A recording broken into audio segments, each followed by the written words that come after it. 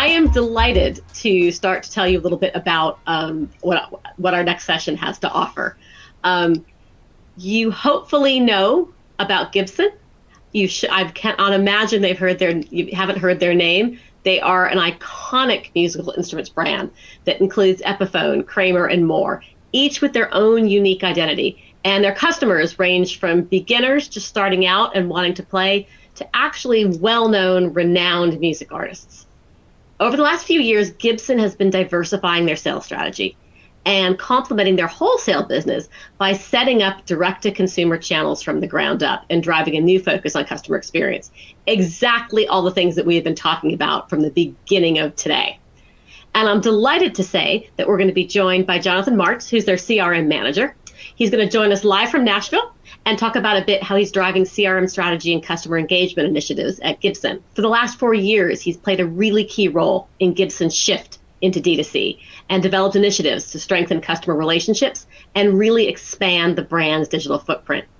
You're going to see how Jonathan's really deep understanding of both the music industry and digital marketing allows him to create meaningful connections between brands and their audiences. And he's going to be joined by a member of my team, Stephanie Dymott, who's a project marketer here at SAP Emarsys. She's based in London. Steph has a wealth of experience, her 10 years of product marketing that I know she's going to bring to the session. So it's my great pleasure to turn things over to Jonathan and Steph.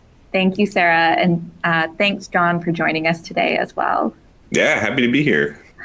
So I think everyone watching will know Gibson from either being interested in playing instruments or hearing their favorite artist reference the brand. I thought, though, since the business is probably a bit more complex than they realize, you could start by just giving us an overview of Gibson and your customers. Yeah, Gibson has been around for 130 years now. 2024 last year was our 130th anniversary.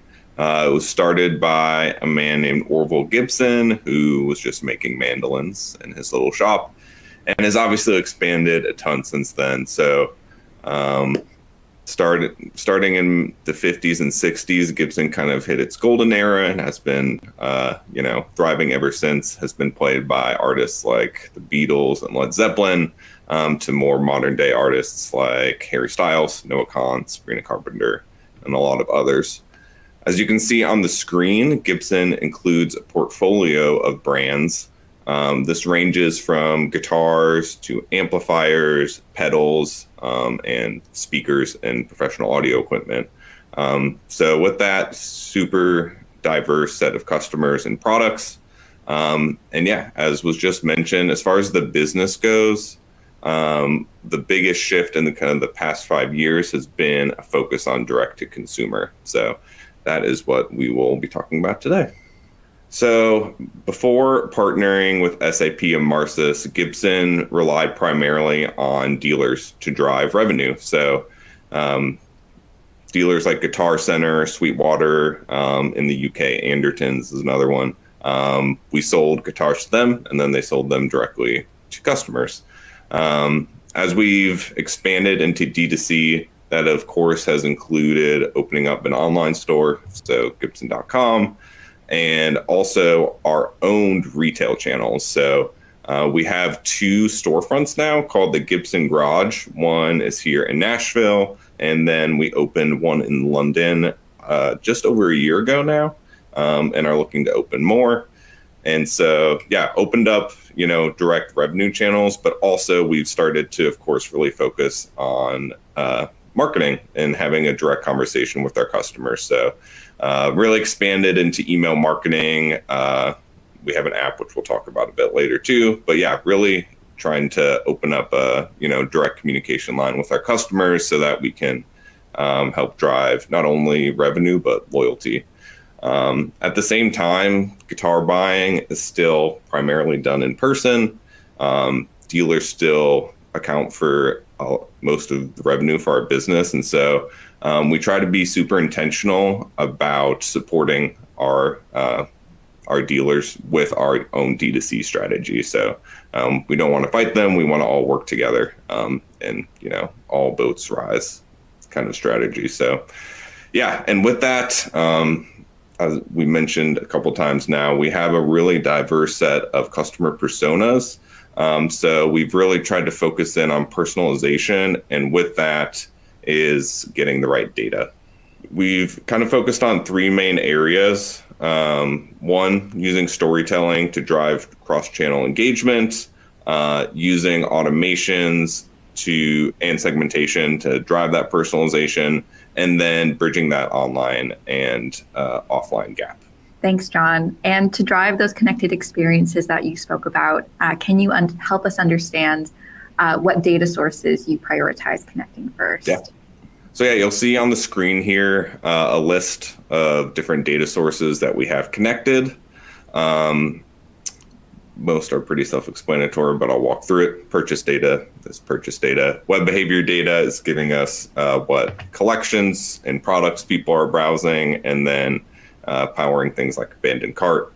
I mentioned our mobile app, so it's called the Gibson app, and it's a guitar learning app. So people can go on there and learn famous songs, or they could learn different guides like Intro to Blues or Intro to Country. So learn both songs and techniques. So we have that connected to the platform. We've incorporated email preferences and interests into our user accounts that we have on our website to integrate that experience a bit more. And then we are wrapping up our retail integration with the 2 garage locations, which is super exciting. And then one that we'll talk about a bit later is warranty data or registration data. And looking back at how you pulled together your customer data strategy, do you have any learnings or lessons that you can pass on? Yes, I would say being really intentional has been the biggest thing. So we obviously, there's a lot of data sources listed there. We kind of moved in like lockstep, and at first focused on like purchase data and web data, and then have expanded since then. So just really trying to be intentional about it and not move too quickly. I think if you try to integrate everything at once, and everything is kind of done at like a 70% level, it's not going to be as effective as if you really focus then on things that are important and then, kind of expand from there. So that's been our strategy that we've undertaken, and it's been good so far. Makes sense. Yeah. And then next, I was hoping you could walk us through how you're using this data to drive personalization.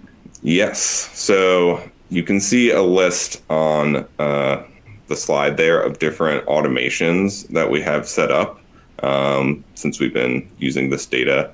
Super broadly, they focus on different stages of the buying journey. So, welcome series when they join, lead re-engagement as if they haven't opened or clicked an email for a while. How do we get them back into things?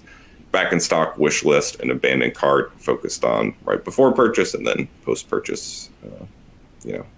We have different ones based on what they bought. So trying to go kind of broad at first and just focus on those different buying stages and personalize it that way.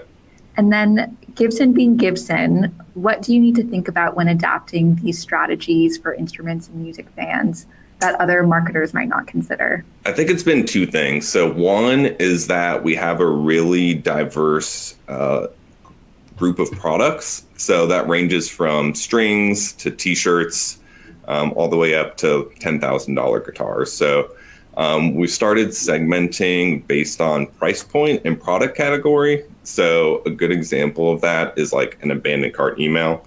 If you add a t-shirt to your cart and then you forget about it, maybe you get like a pretty straightforward email.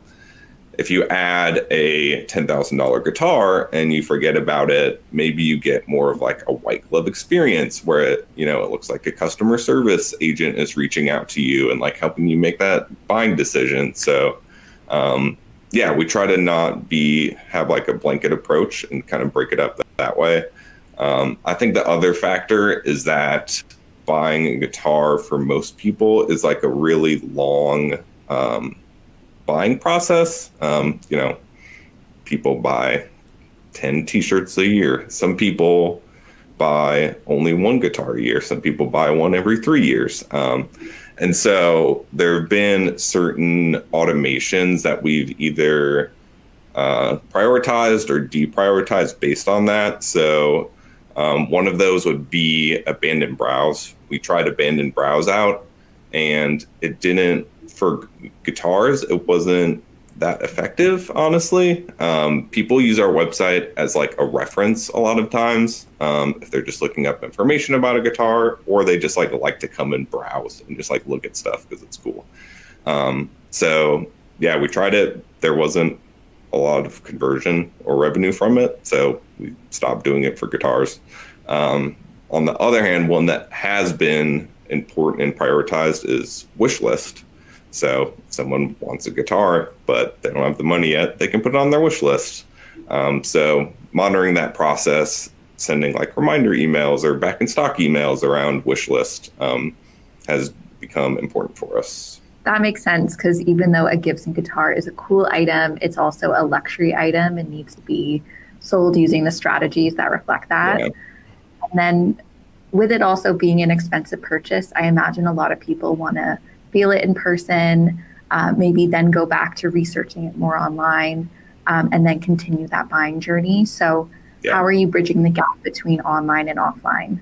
So for us, offline is actually kind of like two channels. So starting with that top row of a couple of dealers that I mentioned earlier, that's our B2B2C side of the business. So with them, it's two things that we're focused on. One, like I mentioned, is like actually promoting them through our D2C channels. So one concrete example of that is we do dealer spotlights, where we literally feature dealer inventory through our email channel, and are helping drive revenue for them in addition to us. The other factor that goes with our dealers is warranty/registration data. So anytime you buy a Gibson, you can go to our website and register it, and you get certain benefits that come with that. So we're trying to really push that, as that is like our main avenue for getting people from the dealer side of things into the D2C side of things. Because it's on Gibson.com. When they fill out that form, we get their data. We get to learn where they bought it, when they bought it, who they bought it from. So yeah, that's kind of our focus with the dealer side of offline. With our owned retail stores, the garages, it's a bit different. I think for most businesses, at least how I imagine it, they are probably focused on driving online to offline. So like, hey, there's a store in your area, go shop it. Like, those are the type of emails I get from companies like Allbirds or something. For us, it's actually been the inverse. So Nashville and London are really big tourist destinations. And so what we've actually seen is most of our customers and people that walk through the doors are from out of town. And they have a trip planned to Nashville or London, and they want to like also go experience Gibson because they're a huge fan. So it's like their way to like interact directly with the brand. And yes, we of course like sell guitars, but also we sell a ton of like L&A, t-shirts, and whatever other fun stuff people can just pick up as like a souvenir. So we're trying to capture that data and then drive them to our online e-com business since they live elsewhere. So yeah, it's like an interesting inverse that is maybe not as common, but makes sense. Yeah. They look amazing, like amazing stores with like music events and and we try to focus on like experience, not just like, oh, let's sell this and that. It's like you get to come and experience the brand. We have displays like recently in the Nashville garage. We had guitars that were in the Bob Dylan movie, A Complete Unknown, that they played in the movie, and they were just in there. It's so super cool. So yeah, you get to come and just see fun stuff. A lot of companies are also using mobile strategies to bridge the gap between online and offline too. So I was hoping you could also tell us a bit more about the Gibson app and the value that it delivers. So I mentioned it a bit earlier, but our app is a guitar learning app.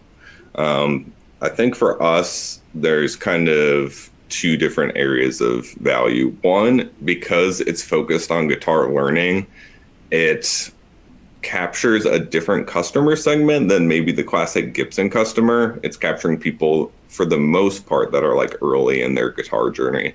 So in that way, it actually weirdly maybe aligns with like other brands we have, like Epiphone, that also have like products that are more served towards early stages of the guitar journey. So we get to capture those people early on. Of course, for any brand, you want to capture people when they're, early in their journey, and be with them for the rest of their lives, hopefully.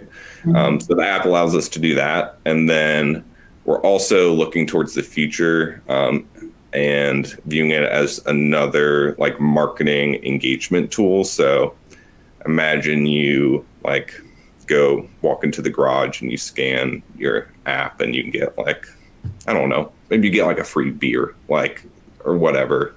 Yeah. Or like our wish list is like also in the app and more incorporated into like our e-com performance. So as we look into like loyalty and things like that in the future, the app is definitely like a sleeping giant that we see a lot of opportunity with. Amazing. And then also, how are you driving engagement to the Gibson app? Yeah, so as far as like normal marketing, we are running push and in-app, and then also sending email to those to app users. So we're kind of using push and email and like playing them off of each other, right? And mainly just pushing new content that's in the app. So just drop the song, just drop this course or this guide. It's also being more incorporated into the actual like buying experience. So on the retail side, every guitar case has like a little pamphlet where you get a free trial. We are a bit like more in your face, but in a good way with that, with like our own channels, especially e-com. So on all of our PDPs, we have a little badge that advertises the free trial, and you're automatically getting emailed that code when you buy. So yeah, it's becoming more integrated into the e-com ecosystem. Mm-hmm. And then you're also getting that customer data through another source, which is amazing. Yep. So it's clear that in a really short time, you've set the right foundations to continue scaling these experiences to your customers. And then what type of business results have you seen off the back of this? Yeah, so I won't read all the numbers off of the slide, but you can take a look at them there. I think the main themes have, of course, been revenue growth. For context, before SAP Emarsys, we had email divided up between like two people in the business, and we're like using MailChimp. We were little babies. So we've seen tons of growth in terms of email, or in terms of revenue, and also in terms of engagement. There has been, as we've talked about, a shift more towards automations. So we've been seeing a growth in revenue through our automations. And then finally, that one down at the bottom, as far as the impact on the business overall, email's really been growing, and it's been really good internally as honestly, like other like business stakeholders and like people higher up above me have like realized the opportunity, not within just email, but CRM in general. And one of the, we may talk about it in a future question here, but I think one of the things that's like really concretely led to has been like a greater focus around a loyalty program. As we start to think about that internally, what would our goal be with loyalty? What would that look like? We already have like use cases that we can point to that we've generated through SAP Emarsys and email. Amazing. Well, thank you so much. And Sarah, back to you. Thank you both. That was fantastic. I do have some questions, John, if you've got a few more minutes. I think you prompted a few things. Let's start with online and offline, if we could, because there are a lot of brands that still think about the store engagement as completely separate from everything that's happening in the digital world.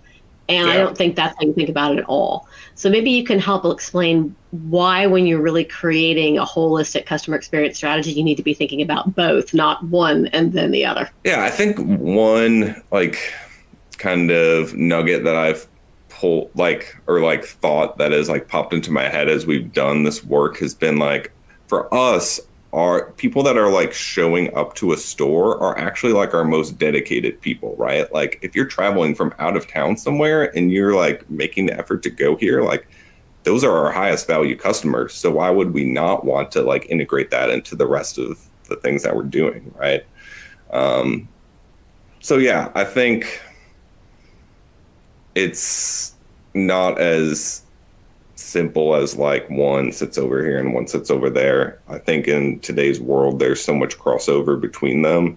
And like I said, for us, those are like really our most valuable people. So why would we not want to integrate that? And then we have a unique case, of course, with like people coming from in and out of town and being able to like open up e-commerce to them. But yeah, I mean, if you go to, especially these days, if you go to a store and like take the effort to do that, like you're probably pretty dedicated to a brand. Yeah.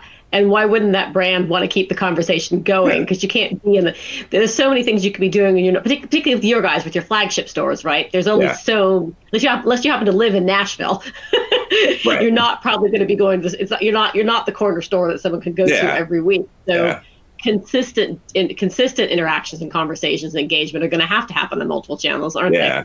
Yeah. And like I said earlier, like most people only buy a guitar maybe once a year, right? So 95% of our interactions with someone are outside of that like purchase consideration or actual purchase. So how do we like send them valuable content about like gear and like demos and like interviews with their favorite artists? We're really trying to get more intentional. I think we haven't talked about it as much in this presentation, but we have been really intentional about trying to think about the rest of the journey that's not the purchase decision, and how do we like keep people engaged throughout that, which is more important for us than the average brand. Yeah. No, I understand that completely. Could we talk a little bit about AI? That's something that we've talked about a lot before. But when I kicked things off earlier today, I talked a lot about the fact there was a lot of AI strategy last year, and we're really, I think, starting to see AI in practice this year. And I know that you have embraced it and taken advantage of it. But I also know people still look at it, and I think their eyes get a bit big, and it seems so powerful, but it's complicated. How do we do it? Got some practical things that marketing and CRM teams can think about in terms of how they can actually start to make AI work for them on a daily basis? Yeah. I think one of the main ways I view it is like making your processes easier. Like, I think maybe the stereotypical or like default way people like view AI is like, oh, it's going to take over my job. Like, it's going to send all my emails for me. I'm like, no, like I still need to like do that work. But there are like ways that you can use it that make your day-to-day life easier. So one that is super tangible is like copywriting for emails. Like Emarsys has the AI subject line and preview text generator, which has been super helpful, but also for the body of the email itself. I want to say, I mean, quote me if I'm wrong here, I think that's being worked into the platform at some point. I feel like I read that somewhere. But for now, like you can use like ChatGPT and just like have it summarize, like, if we go to like our website and we copy a big block of copy and it's like, shorten this to like 2 sentences that work well, like you can use it to shorten things, but then also like use your own, at the end of the day, like, I know guitars and how to market them like better than a machine does. So I can use it to like make things easier and then view it through like a more critical lens and like tweak things. But like the upfront, like, 70 to 80% of the work can be like shortened through AI. And then the other thing I was going to mention that's super tangible in the platform itself is like, I think AI stuff was already there, but we just weren't calling it AI, like product affinity segments, like that.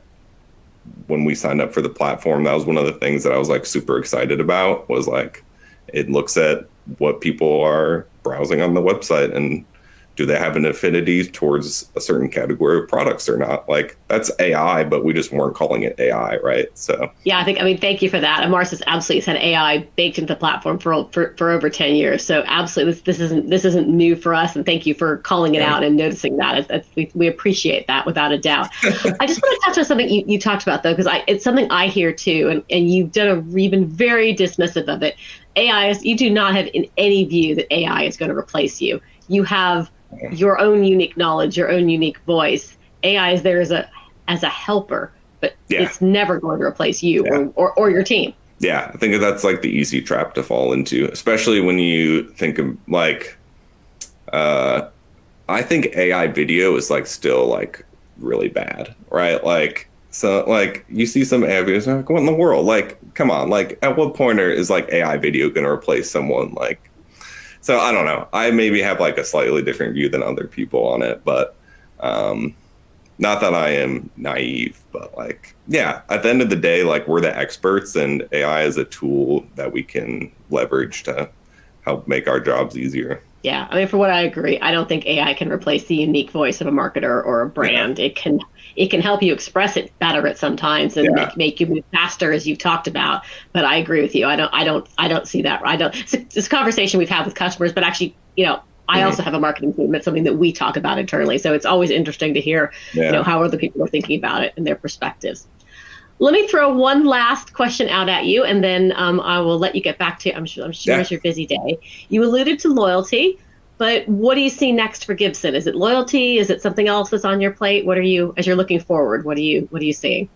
Yeah, I think like zooming in more like day-to-day stuff. I think a lot of the like personalization, like customer journey stuff we've talked about, like we're really focused on like taking that to the next level. I think weirdly it was mentioned in the previous session that I got to get like the last 5 minutes of, but like really like taking up journeys to like the next level is something for us, as we have like as we've talked about, very diverse set of customers. But I would say number one on the list is a loyalty program, and figuring out what does loyalty mean to us as a company. How do we want to approach it? There's so many different ways to do it. And then, focusing on that before we even really get to tools. But Gibson has such a already loyal fan base that it makes sense for us to do. We just need to figure out how to make it work. So yeah, loyalty is on the horizon. Let's stay there for a second if we could, because I think loyalty is one thing, but we've talked about consumers and customers a lot so far today, but you've used a really different word, which is fans.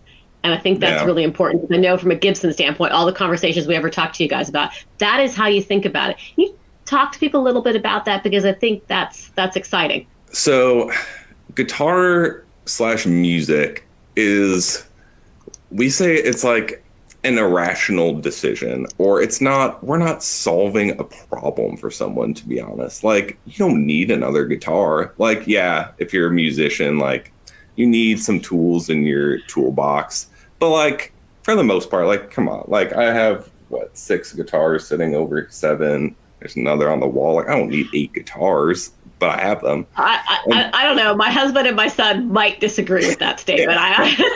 They tell me that regularly. But all that to say is, it's like we're in an emotional based like industry. Everything is based on emotion. It's not based on like solving a problem. And so when we look at our fans or customers, like that's what fan means to me, is it's like an emotional connection to something, more so than just like I need another pair of shoes because it rains out and my shoes slip and I need some traction. Like, it's about the emotion and the connection, that like, for me, I've played guitar since middle school. And so like I grew up listening to these bands and seeing them play these instruments. And then like, I want to like be a part of that as I grow older. So it's way more like personal for us than I think for an average brand. And so we try to be really intentional with our marketing to basically reflect that, right? Even like little things like how many times we email somebody. Like, I don't want to, like, how many times do you really need to hear from a like guitar brand? Like I said, how many times are you going to buy a guitar? Like, we don't want to annoy people. We want people to get the content that they really care about. We want to provide value to them and like really build that relationship. So yeah, it comes down, for me, fans equals like emotion. I love that. Thank you very much. I think that's a great place to wrap things up on. So I think I certainly learned a lot. I hope everybody else did and been inspired by what John and his team at Gibson are doing. I think it's really exciting. And I loved how we talked about AI, about using music knowledge with technologies to build these relevant engagements. I think that came across really, really loud and clear. So thank you again for your time and the efforts. John's contact details on LinkedIn are on the screen. I know he'd be delighted to connect with any of you. And if you have any questions to follow up, thank you again, John, for your time. We appreciate your being here and look forward to seeing you again and hearing about, we're going to be excited to hear about this loyalty program and how it continues to develop. Of course. Yeah. Thank you.